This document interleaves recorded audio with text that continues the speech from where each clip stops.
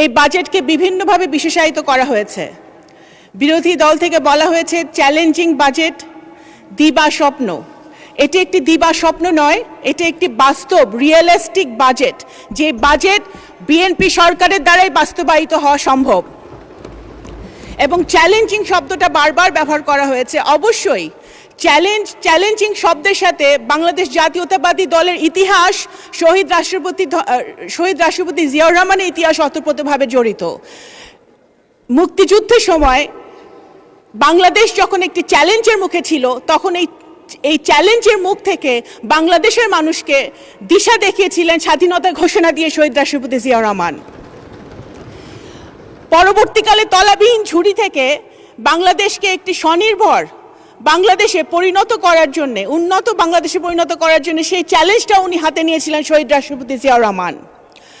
এবং স্বৈরাচারীদের হাত থেকে বাংলাদেশকে আবার গণতন্ত্রের পথে নিয়ে আসার জন্য এই অবিরাম চ্যালেঞ্জটি হাতে নিয়েছিলেন দেশনেত্রী বেগম খালেদা জিয়া।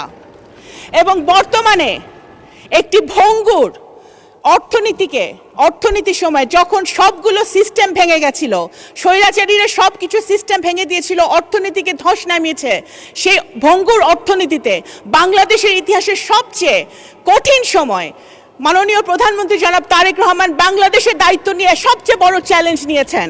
সুতরাং এই বাজেট চ্যালেঞ্জিং অবশ্যই, এবং এই বড় বাজেট বিএনপি দ্বারাই বাস্তবায়িত হবে ইনশাল্লাহ। মাননীয় স্পিকার, একটি বাজেট শুধু একটি হিসাব নিকাশ নয়, একটি পলিটিক্যাল কমিটমেন্ট, একটি রাজনৈতিক দলিল। আমি মনে করি এই বাজেটটি একটি মানবিক, ইনোভেটিভ, ইনক্লুসিভ বাজেট হয়েছে, প্রগ্রেসিভ বাজেট হয়েছে, নারী বান্ধব বাজেট হয়েছে। যে বাজেট নারীদের কথা বলে, নারীর ক্ষমতায়নের কথা বলে, সেই বাজেট কখনোই ফেল করতে পারে না।